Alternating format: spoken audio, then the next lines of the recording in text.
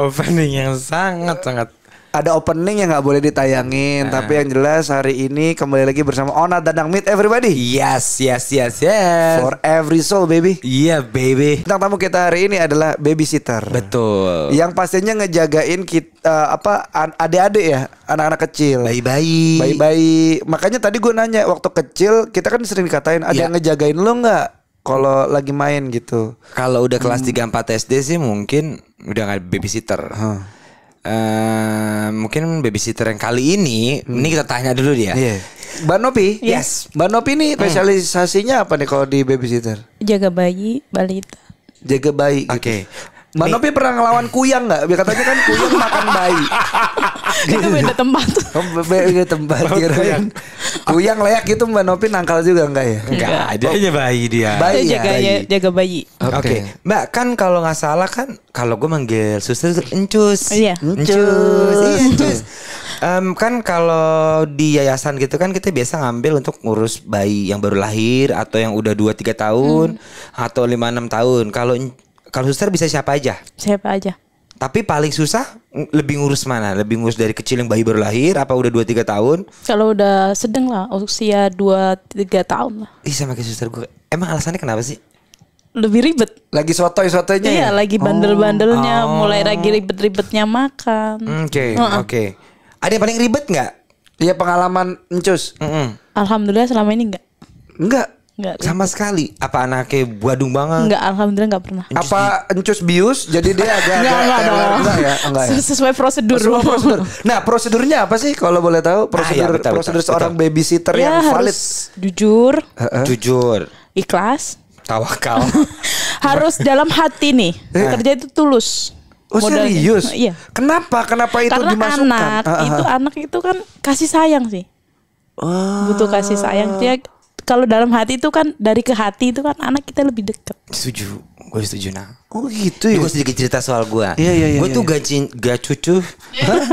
encus tuh 3 kali. Bener. Oke. Yang pertama itu kalau ada gue doang. Jadi misalnya gini, dia lagi di atas, gue di bawah.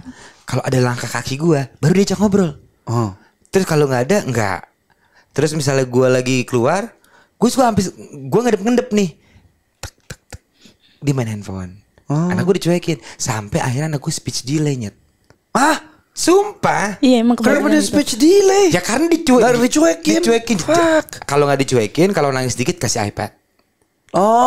Itu kesalahan. Iya kesalahan. Anak gue speech delay. Gue bukan nyalain cus ya, karena guanya sama bini gue juga kerja. Iya. Tapi gue tes benar. Kalau ada langkah kaki gue baru Juan. Kalau nggak ada diem main HP.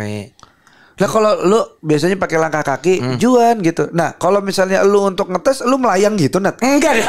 Gimana dong? Enggak gini dong. Emang ada CCTV Kak di rumah? Ada di kamarnya doang. Tapi kalau orang bermain kan kayak di depan. Iya. Kok kalau di bawah kok di atas sepi-sepi aja nih, nggak diajak ngobrol. Gue naiknya ngendep.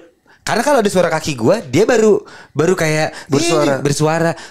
Mami gitu. Tapi kalau nggak ada guanya dicuekin. Makanya gue panggil cus baru dari salah satu yayasan yang jago untuk mengatasi masalah speech delay. Dan itu dikarenakan kurangi komunikasi dan main iPad kebanyakan.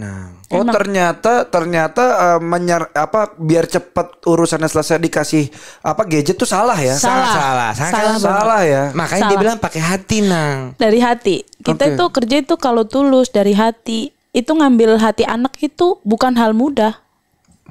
Susah sebenarnya. Kalau dari hati ke hati anak itu lebih berasa. Soalnya kebanyakan kan kita kerja karena orang tuanya mayoritas nggak di rumah sih.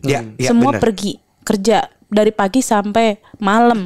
Kadang pergi keluar kota. Semua dibebanin pada kita gitu. Betul. Tanggung jawab itu nomor 1. Kalau kita nggak dari hati, nggak tulus, susah. Ngambil anak juga susah. Nah, Mbak, aku hati anak itu lembut. Kita tuh kalau nggak tulus, anak itu lebih peka.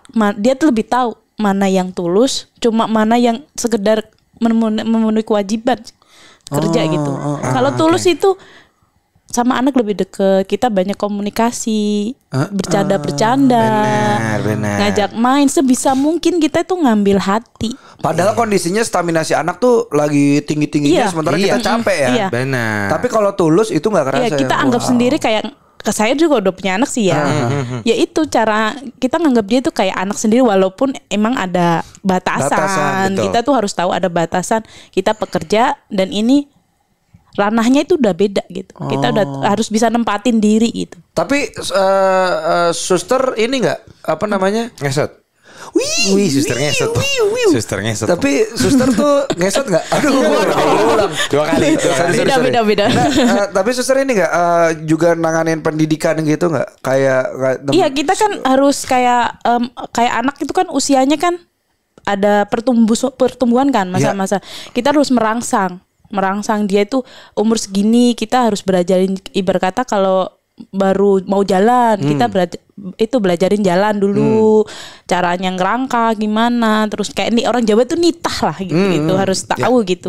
Pokoknya tuh kita harus perlahan-lahan, lemah lembut lah.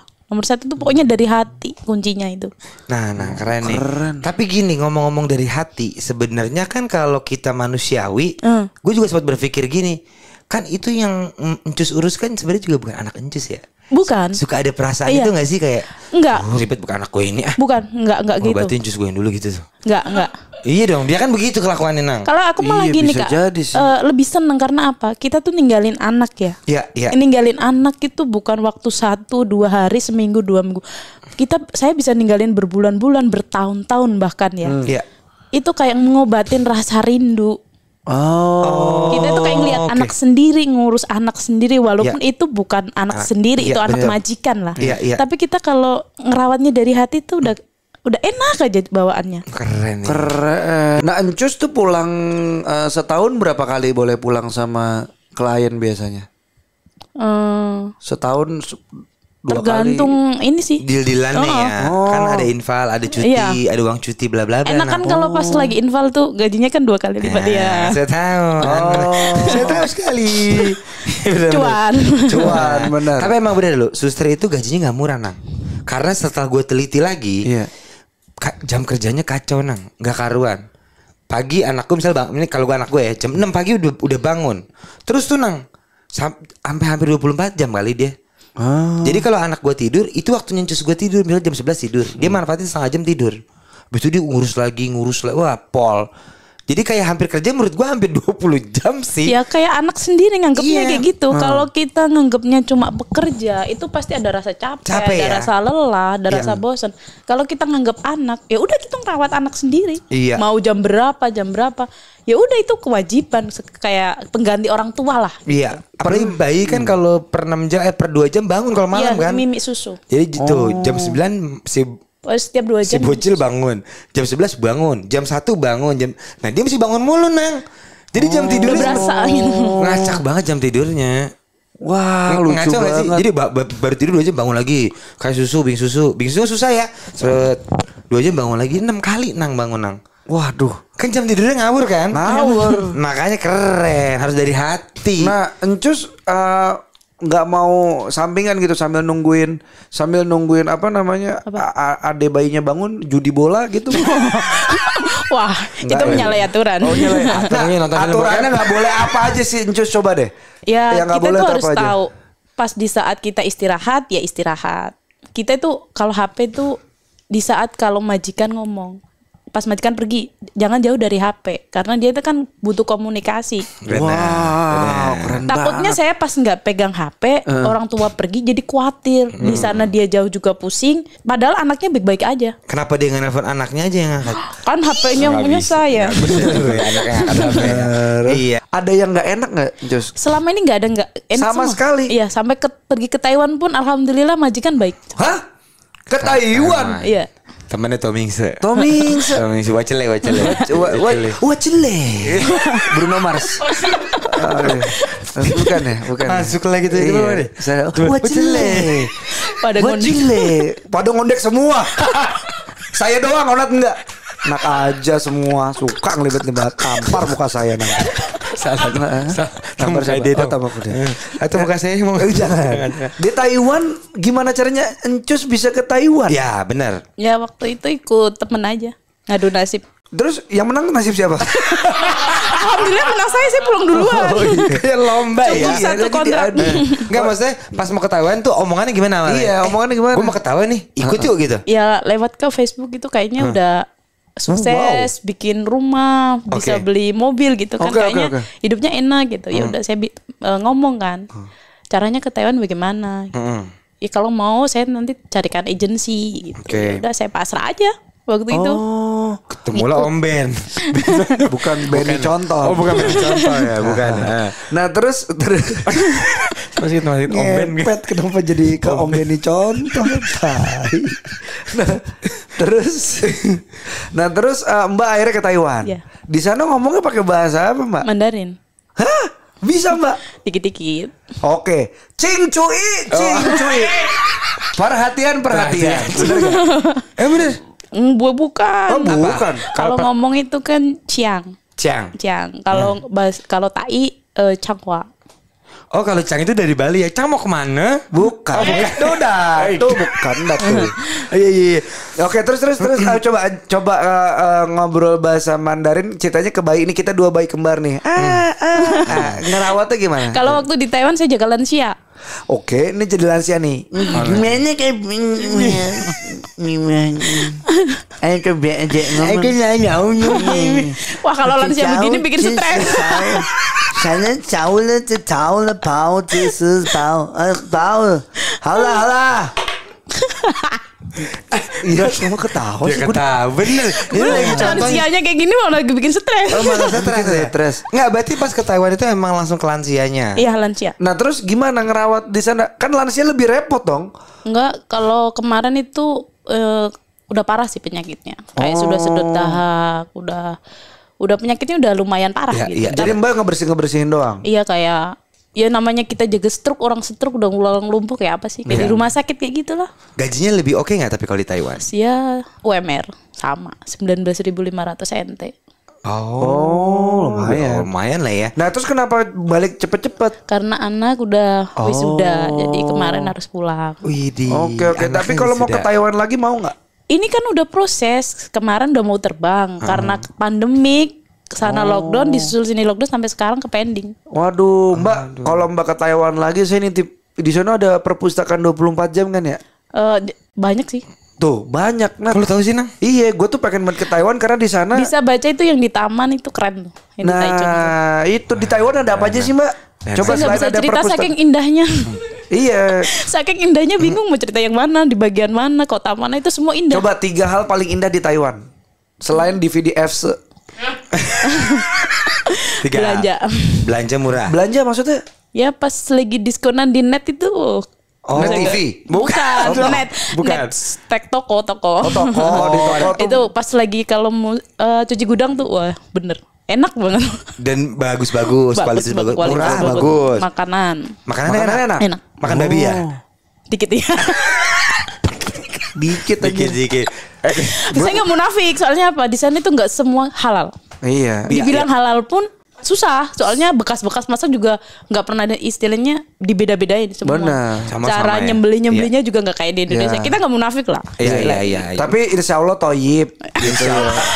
Ya nggak halal aja. Tapi toyib kan ada 2 komponen, halal sama toyib ya kan, halal dan baik. Kalau kagak halal minimal baik lah ya. Semoga ya. Diniatin baiknya. Buktinya Mbak nggak berubah jadi orang jahat kan? Enggak. Enggak, benar.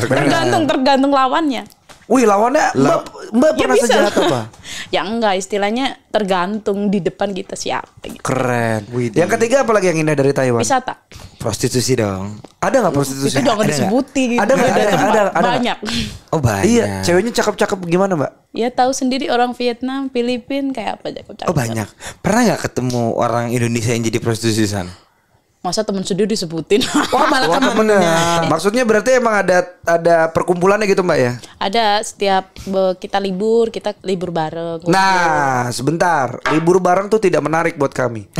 Setiap ada perkumpulan, pasti ada pergerakan dunia malam. Setiap ada kita perkumpulan. libur tuh ada yang di taman. Saya mau dengar hiburannya. Ya, betul. Selain liburan wisata. Bisa lihat di internet. Ada liburan khusus. Ada liburan untuk khusus melepas penat. Ada sih. Ada ya? Ada. Ada tempatnya ya? Ada. Apa tuh kalau boleh tahu namanya? Itu kalau di wilayah bagian tengah ada sama di atas. Oh berarti di bagian I sama N. Bukan T Tengah kan sama I. T. T semua. Oh T semua. Oke. Kalau bagian tengah apa? Di tengah itu lantai 6, kalau di atas itu lantai 3. Nah, ntar dulu kita mulai dari lantai 6 apa 3 dulu, Nang? Hampir sama sih, sebenarnya hampir sama. Isinya apa, Mbak? Lantai 6 itu apa sih, nama tempat apa nama ruangan? Ruangan. Nama ruangan. Room. Bukan room, kayak Jadi gedung. satu gedung lantai 6. Lantai 6 gitu. Isinya itulah aja langsung. Ya isinya ya Naik. Dengerin cerita lengkapnya cuma di aplikasi Noise. Download Noise sekarang di App Store atau Play Store.